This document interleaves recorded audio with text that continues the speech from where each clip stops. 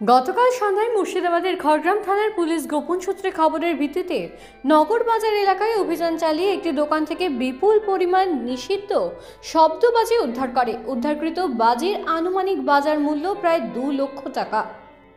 উক্ত ঘটনায় দুজনকে আটক করা হয়েছে এবং তাদের বিরুদ্ধে নির্দিষ্ট ধারায় মামলা রুজু করা হয়েছে। শুক্রবার অভিযুক্তদের কান্দি মহকুমা আদালতে পেশ করা হয়। দুর্গাপূজার আর মাত্র 2 দিন বাকি। ঠিক সেই সময় এভাবে অবৈধভাবে নিষিদ্ধ বাজি মজুত রাখা সম্পূর্ণ আইন বিরুদ্ধ। সরকার ও প্রশাসনের পক্ষ থেকে বারবার জানানো হচ্ছে যে নিষিদ্ধ বাজি রাখা ও বিক্রি করা যাবে না।